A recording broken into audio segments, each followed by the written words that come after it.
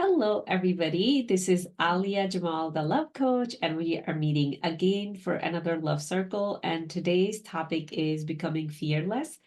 And I am really excited because the more I grow, this topic just becomes more solid and solid. So, roughly every 6 months, I'm teaching on this topic in Love Circle, and every 6 months, I can share more with you guys because I continue to learn and grow, and I get to share it with all of you. So, first, let's just look at the topic becoming fearless. Is it even possible for a human to become fearless? No, it's not. We can get to a place where fear doesn't control us. But if I say I get to a place where I never, like, fear never even visits me, that is where, like, sometime when we are going into self-development and we are all hyped up about it, we're just like, I'm a fearless person, I'm a firewalker. I mean, I'm personally a firewalker. It was cool to have that experience, but fear is a very necessary emotion that we all have. It plays a very important role in our life. It belongs to the dimension we are in. This is third dimension. It's the dimension of duality, physicality, of light and darkness both being together. The part of the universe we are in right now, our solar system, that is where we do have the dark matter available. It's not in all the universe. Some parts of the universe it's pure light. So we will experience duality here. So if I want to be courageous, there would be fear. What we truly want to learn as a human is get to a level of development where fear does not control me. Now that is where most of us human we get stuck. We fear visits us and we believe it's true and we get stuck with it. So what I'll be sharing with all of you today is how to be that fear doesn't control you. And becoming fearless, it's a state of being, a state of existing in every single moment, every single day. I would say at least once a week, some kind of big fear comes in my face. I can see through it. I will share with you exactly what I do in my own personal life. So you can also implement that and you can enjoy a life where fear doesn't control you. I believe it was last or the previous Thursday we talked about anxiety. Anxiety is just an unprocessed fear. If we can learn how to deal with fear at this stage, there would be no anxiety in your life. And I'm speaking from experience. Whatever I teach, I implemented, experimented, and then I shared with you. So, first thing we want to focus on, fear is a feeling, it's an emotion. Before we do anything else, we want to take responsibility of what we are feeling. If I don't take responsibility for my own fear, I'm never going to resolve it. If I say, like, it's the government who makes me afraid, it's the people who make me afraid, it's my family who makes me afraid, if I put it outside of me, I will never change. So, wherever in your life fear shows up, whether it's fear of failure, whether it's fear of rejection, whether it's fear of, being alone for the rest of your life, that used to be definitely one of my fear. Whether it's fear of not finding the right partner or not living your purpose or being a total loser, whatever your fear is, let's own it. I am afraid of that. And the amazing thing to do would be is make a list of those fears. I make a list of my fears every now and then and see how they have evolved. So I would highly suggest make a list of your fears. If you're watching the recording, you can pause and write. If you're here with us live or you're watching on Facebook right now, you can do that later on, but definitely make a mental note of what your fears are. What are the things that actually control you? So just knowing that, we are already unpacking. And the second thing we want to get into, fear, again, it's a feeling, it's an emotion, it is coming from our unconscious mind, which is the feeling mind. Conscious mind is the thinking mind, unconscious mind is the feeling mind. So whenever you are overcome by fear, what is happening in that moment? Now your unconscious mind is running the show. So no matter how logical of a person you are, in that moment, there would be no logic. The fear is just going to take over you. You will act through your instincts. You will act however you acted when you were a little child, when you first got introduced to the fear. Because kids are born only with two fears. One is fear of loud noises and the fear of falling. Every other fear that we have learned comes from our own surrounding, and somebody has showed it to us, taught it to us. That's why we are afraid. So that's why we don't want to take fear lightly. What it's going to do, a trigger is going to come, you'll get afraid, and then you're like, I completely lost it.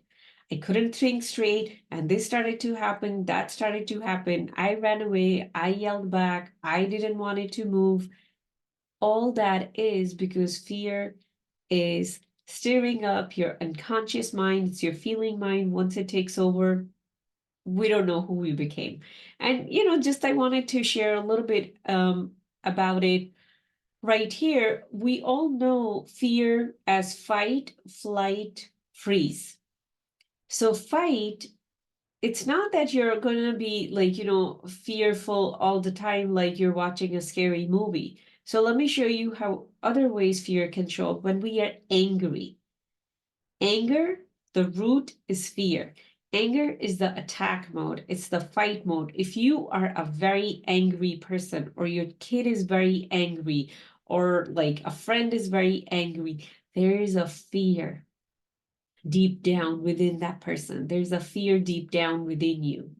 And when we sit down and we can find that fear, you're going to discover you're not an angry person. Like, this is one of the best anger management way we can go, but a lot of people, they don't look at the energy of the emotion, so they're just trying to manage their anger by managing the anger, but it's actually the fear that needs to be resolved and dissolved. When we so how would the freeze would show up? Freeze would be stuck. Freeze would be laziness. Freeze would be me just sitting in the bed, not wanting to get up. There's something that I am so afraid of. And that's why I'm just going into that freeze mode. Now, flight, avoiding, when we know exactly what we are supposed to do, but we won't do it. Another way avoiding shows up, especially in this culture or the world we are living in right now, a lot of travel.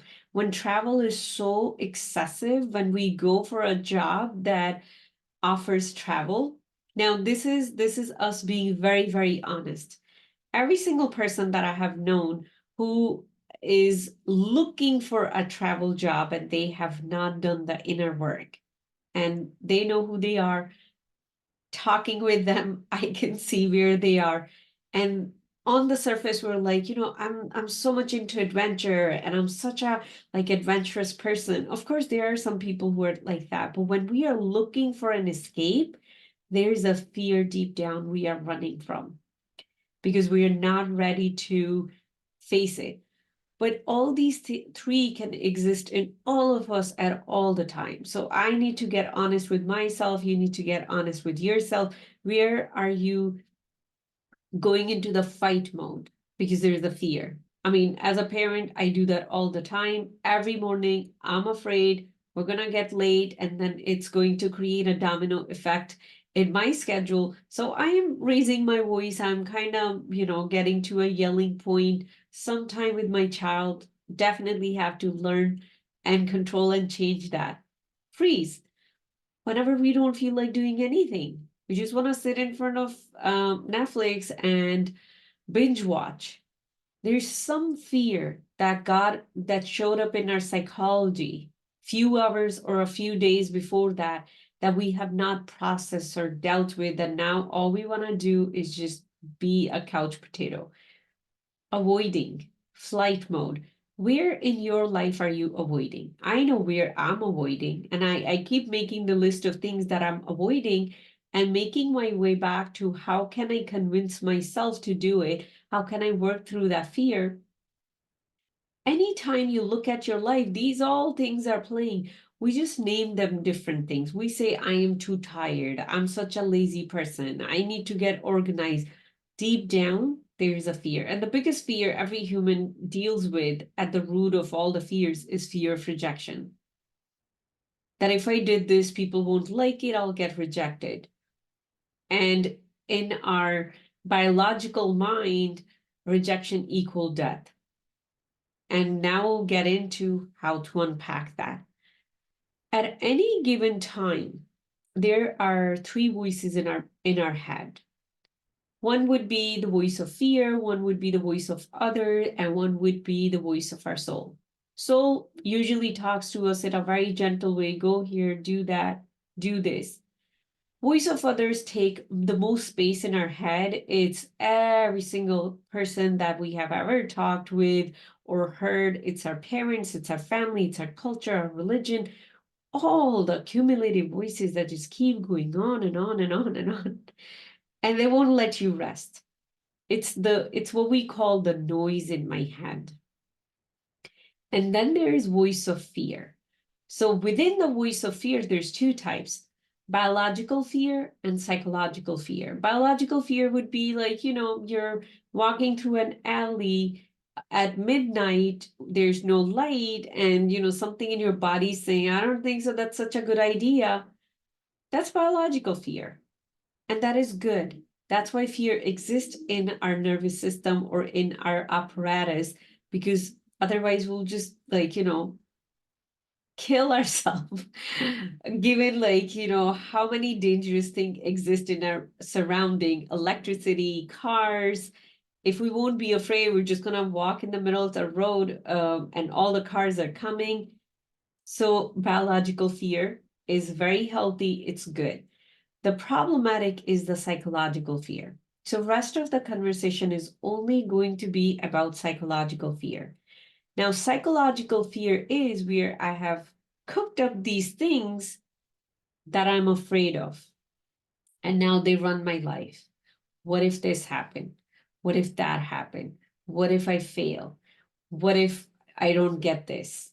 And those are the psychological fear that feed into the fight, freeze, and flight mode that shows up in my behavior. That if I'm not aware, I'll be like, what's wrong with me? Why can't I do this?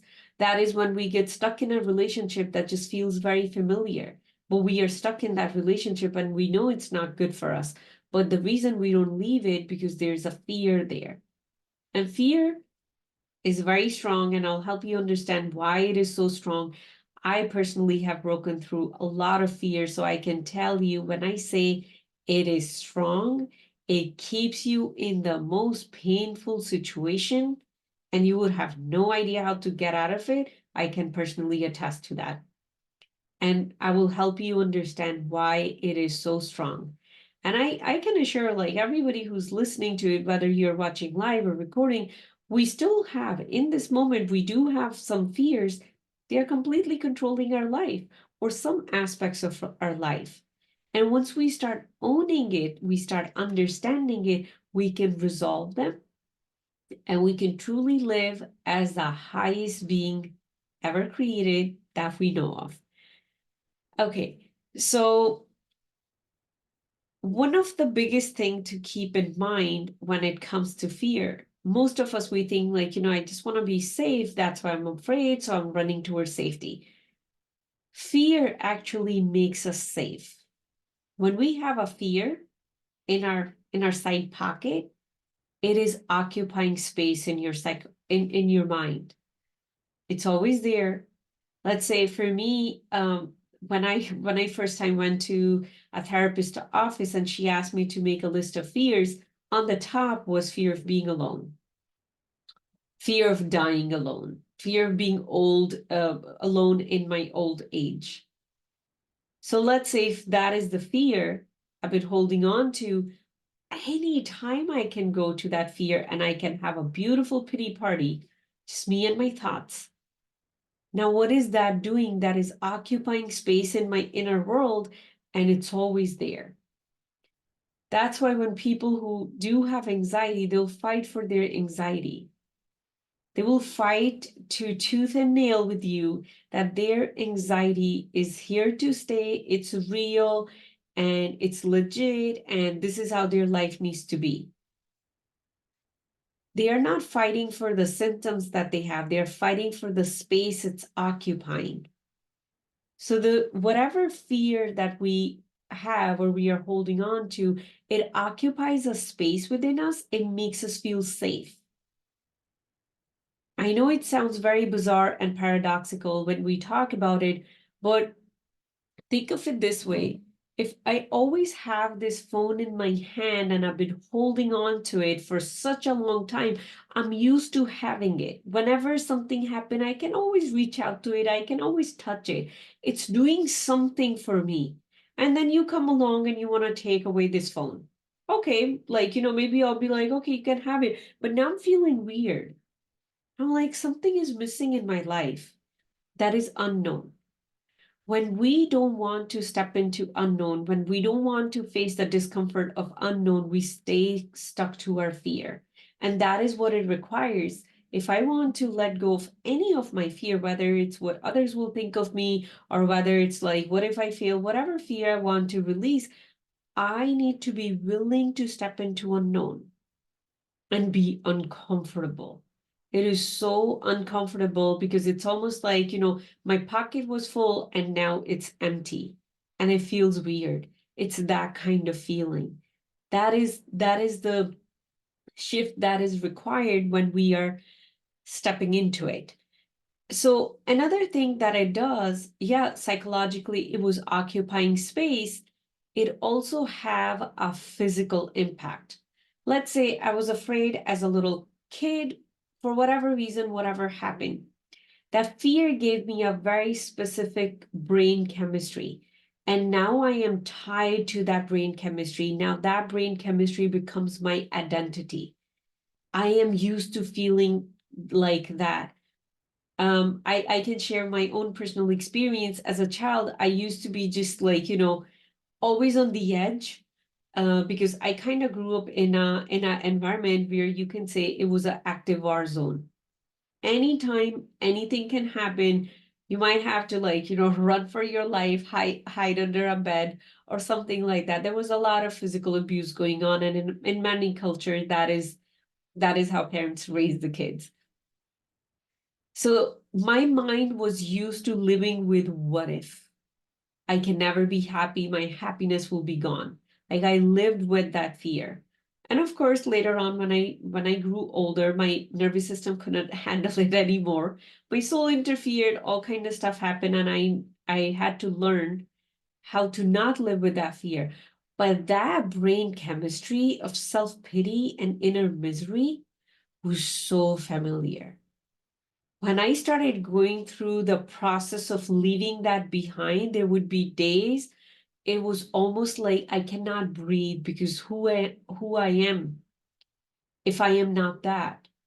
It felt so uncomfortable going through that process. And even now, sometime when I'm making a big jump in my own self-development, I would go through, like, sometimes 72 hours having no idea who I am or who I'm becoming. It is a place of uncomfort, discomfort, unknown, but it's not just happening psychological or energetical, it's happening in your brain. And another thing that is happening when we are used to living with the fear, another aspect that gets impacted is your solar plexus chakra. It's right here. It's exactly where, like, the bra strap ends for women. It's right here, that spot. That is the solar plexus chakra, our emotional center. So when there's a lot of fear, it's overactive. It is depleted. There's not a lot of energy in it. Think of it like, the weakest cow you have ever seen, and then we are looking at it and we're going, we are thinking we're going to eat this cow. It's the weakest solar plexus chakra that you can think of, and then you're like, I'm gonna become happy. No, the chakra is saying, I have no juice left in me. That chakra is also supplying energy to a mass of ganglion, also called solar plexus, that is deep down inside your body, right next to the backbone, and that is a set of ganglion. Now, what that part of your nervous system is doing, it's talking to the rest of the nervous system. Now, if there's no water being poured on those ganglions, let's say if that is a root, the rest of your nervous system, which is the tree or the plant, is not getting its nutrition. So when we have been used to living with fear, with anxiety, with lower emotions, our solar plexus is so weak and our nervous system becomes so weak, and we feel like I cannot handle it. We all have had some person in our family, in our loved ones, who just couldn't handle it. So maybe we didn't share the big newses with them or big shocks, or maybe even if somebody died, we kind of slowly broke the news to them because we knew their nervous system cannot handle it. They'll either have a heart attack or they will faint or they'll just cry uncontrollably. That is how, when we are used to living with that kind of low chemistry, over time, our nervous system starts to get depleted. Our energy is starting to get depleted. But when we want to change it, when we want to change that, our whole identity will shift. Our brain chemistry will shift, our energy will shift, the way we think will shift. So now let's go into that. Um, just one more thing I wanted to add. I'm looking at my notes. When I want to engage this part of my brain, which is higher brain, which is prefrontal cortex, it does require extra energy. And if I don't have energy to provide here, I'm not going to go there. So I'm going to live with the lower brain. So that's why when, let's say you have a friend who's more fearful than you are, and you're trying to reason with them, and it seems like you just keep hitting against the wall. This is what's happening. This part is not even getting engaged because there's not enough energy in the system to push. So it has to start at maybe a lower level where we start taking one bite-sized pieces at a time instead of just going full-blown into, well, I understand you're afraid of, like, seeing a snake, but you don't live in a place where there is a snake, but then your friend is sitting with that unexplainable fear of snake in a place where there's no snake. So because they cannot engage this part when we have lived in a fear mode for such a long time. So first, let's understand what the fear is doing for me. How can I release it? Fear gives me a sense of control. Whenever I'm feeling afraid, I'm in control because it's something I can go to. It's a cell phone I can always hold on to. What that control is helping me do is helping me feel safe because it occupies space in my life, in my mind. It's the same concept. People who do hold on to things, they've been holding on to, like, things from their parents and their parents and their parents, and they have no space left in their home. And now their garage is full and everything is full, but they just cannot let go of that thing. It's fear of letting go. That's why they're holding on to it. They feel their mom is still here, their grandparents are still here. It's occupying that space. It makes us feel safe. Now, the truth is, there's no safety in this universe, especially in our third dimension. There's no safety. What we think safety is an illusion. Anything can happen anytime. In the past 3 years, that is one thing we all have definitely learned. Anything can happen at any time. So then what do I do with that? Like, if I just keep thinking about, oh my God, I'm never safe, anything can happen anytime, I can even die. That's too overwhelming for our nervous system. That is too much to even think about. We might start having panic attack just thinking about it. So then we will focus on our divinity, surrendering into our divinity. And if we don't even believe that I am somebody beyond this body, then of course there will be a lot of fear that would like, follow me. So I work in the dimension where there is a soul that decided to come in the body, and that is what animates my body. I can move because there's a soul within me. There's divine energy within me, and that is the only real thing that will live forever. My body can die, but my soul cannot die. So when I start surrendering to my divinity and my safety starts coming from the non-physical part of me, I am a soul, I am safe. I would always be safe. No one can hurt my soul. It's a level of consciousness that I would develop because my senses, my five senses, are so used to the world I live in, the people I live with. I want their approval. But the truth is, if they don't approve of me, my soul is not going to get hurt. Yeah, my ego will get hurt, that belongs to the body. But the more I pay attention to my soul, I'm a divine being and I can never get hurt or die. Now I'm expanding. Just asking that question, I am activating my higher brain. Just focusing on it, actually, I'm a being that is here to do something, whatever it is here to do, and it can never die. And realizing my body can always die. People can always, like, say bad things about me, but it cannot get to my soul. So in the moment where you feel enveloped by fear, whether you're in the fight mode, flight mode, freeze mode, or you're just sitting there by yourself feeling so afraid for whatever reason. In that moment, you can remind yourself, my soul is always here. I will take even a step further. I hang out with my soul. That is how I live. You can close your eyes and you can just talk to your soul. Let me feel you. And see the light that is all around you. It's always been here. It's loving you. It's taking care of you every moment.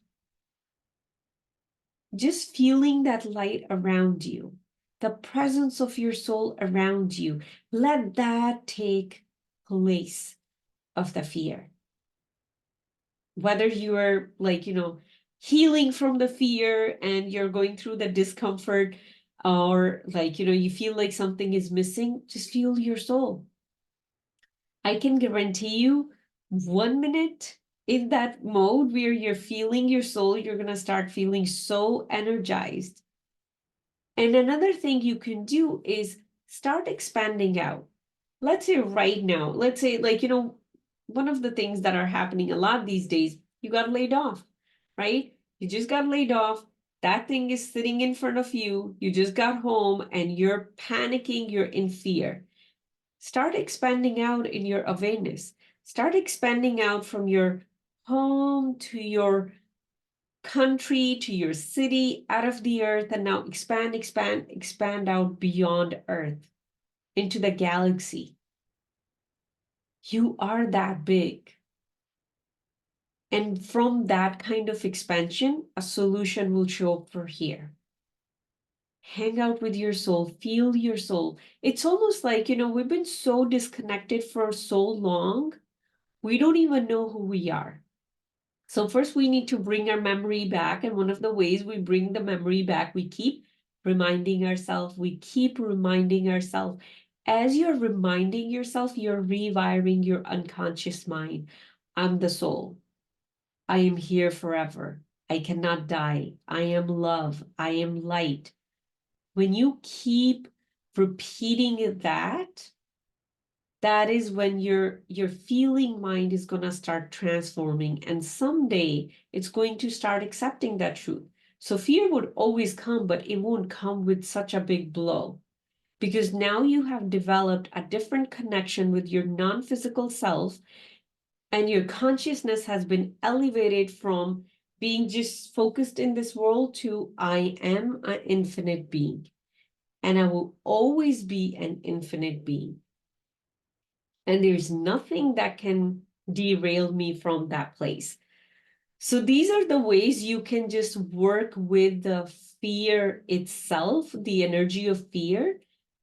Start realizing I'm a divine being that is in this body.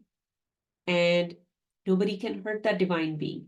Now, let's say if you don't really believe in the kind of terminology I'm using or the religious concept of soul, you can look at it this way, that there is some kind of energy that leaves our body and then our body's pronounced dead. Whatever that energy is, it's here. Just because you can breathe right now, it's still here. You're still alive. You're still above the ground. Start making that your safety. Whenever fear comes, in whatever form it comes, pay attention to your breath. I can inhale, I can exhale. It's permanent. I'm still here. I'm still here. If I'm still here, let me focus on that and make that my safety. Make your breath your safety instead of making fear your safety. The more you are going to focus on the non-physical part of you, your soul, something so magical is going to happen within you just from that contact. You'll start becoming okay with stepping into the unknown. It's almost like, I think I have a friend with me. I think I'm not afraid of going into that dark room that used to scare me because now there's somebody with me. Oh, my soul is here when I'm taking shower. My soul is there when I'm in the bathroom. My soul is there when I'm going to bed. Even when my partner is not next to me, my soul is still here. It's almost like building a different level of friendship with the part of you that you don't see. I can talk about soul forever. I'll stop right there. We want to also focus on that fear is not always going to come in a big blow and take over you. Sometimes it comes as a thought. It's like, what if this happened? And you don't even pay attention, it was fear, and you're just going with your day, but then all of a sudden you realize you're not moving anywhere. One of the most beautiful things about fear is every fear has a lie in it. Every fear.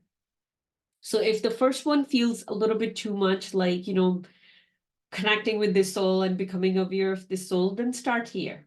Like, with your friend that I was talking about who has illogical fears, start here. Every fear has a lie in it because every fear is an illusion.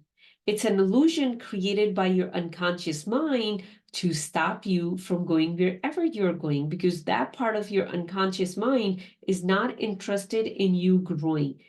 The only thing it's interested in you living long enough to have kids so you can multiply. It's only worried about survival, and then you can die, whatever can happen to you. It's only worried about survival.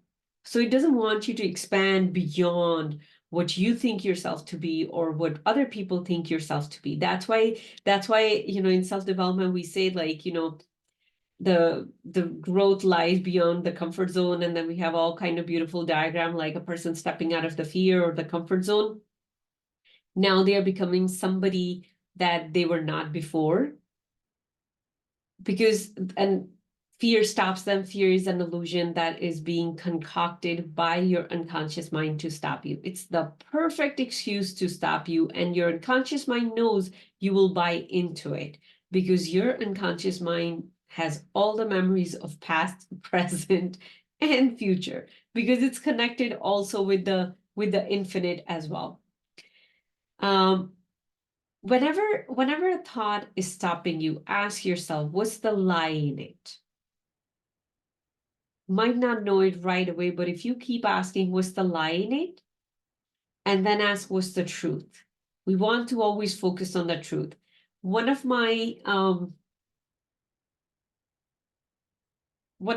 mentor, when I would be, in all honesty, I didn't really learn how to deal with fear till end of 2020, end of 2020, when I started working with my mentor, David Nagel. And this is one of the bracelets we got.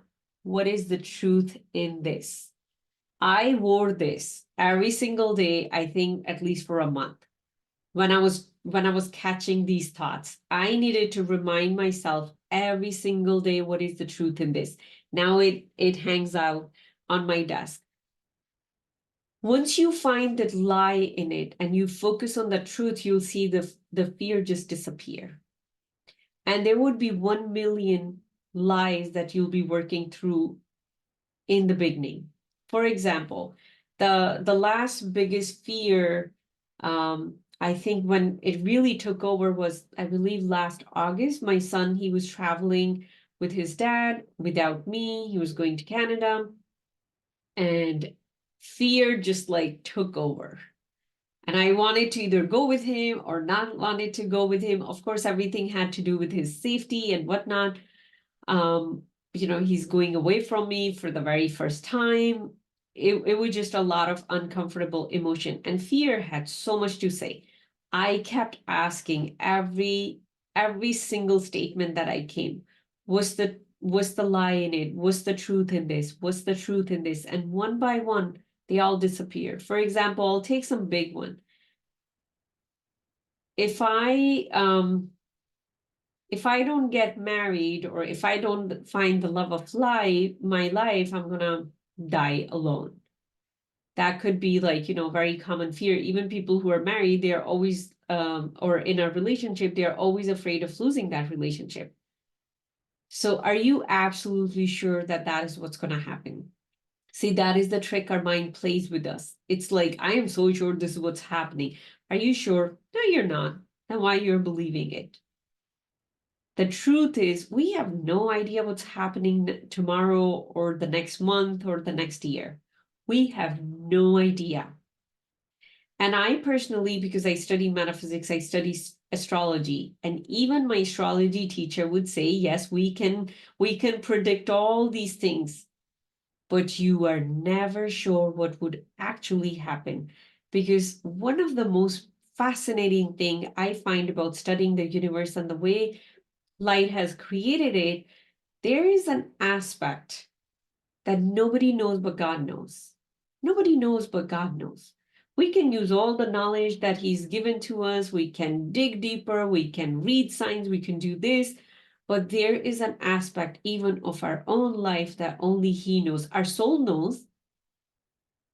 If we can retrieve 100% of our memory from our soul knows, but we don't know what would exactly happen. Here's the reason.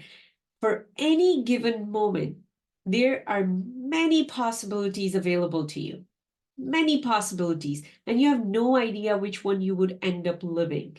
You have no idea. That's why we say whatever you focus on, you can grow it. If you will focus on, I'm going to die alone by myself, most likely that will happen. Or you can say, I'm not going to think anything and I'm just going to be happy in this moment, and I'm going to let this happy moment create the next happy moment. So now we are attracting everything that aligns with happiness and joy, and most likely you'll attract a partner, who knows, next month. And then you'll be perfectly fine living a happy life. So where did that fear go now? It was just a lie that you were believing in. I'm just checking if I'm covering everything. Every lie, every fear that is coming, it just wants you to be in control and an illusion that I am safe. Now, since I most likely end up alone, let me do plan B and C. Let me save enough. Since I'm going to be alone, I'm going to be a single income. Let me save all this. This is all the ways we want to control our life. And that is the opposite that we were talking about before. Surrender into your divinity. Your soul will always guide you where you need to go. And that is a place of complete unknown. And that feels so weird when we are stepping in it. So start small. Start with questioning every fear you have. Start with, am I 100% sure this is true? Am I absolutely 100% sure it's true? I always ask it 3 times. Am I 100% absolutely sure it's true? At some point, you will see a crack in that belief that it's not true. We are believing that illusion just so we can feel safe. I had a panic attack driving on a highway on New York City around like 10:30 p.m.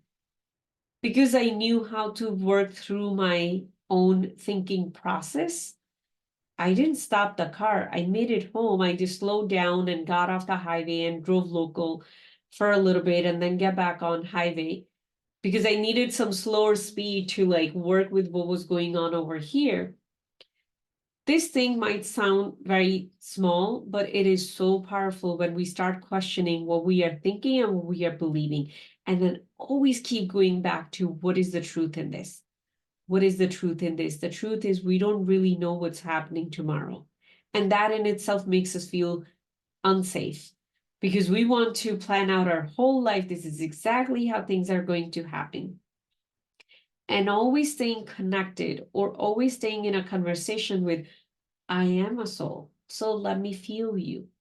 Soul, give me some of your energy. When I tap into, like, whenever I need some extra boost, I close my eyes, I hang out with my soul, I let my soul replenish me. And I'll open my eyes, and, all the energy would be there. You can take a deep breath, focusing on your breath, that your breath is the permanent thing. The day you take the last breath, you'll be gone. As long as your breath is here, you're safe, my friend. You're safe. And there is a being within you that is supporting that breath. And the being is here. You're never alone. So now you have this buddy with you. Your breath has a safety with you. What is it that you will do?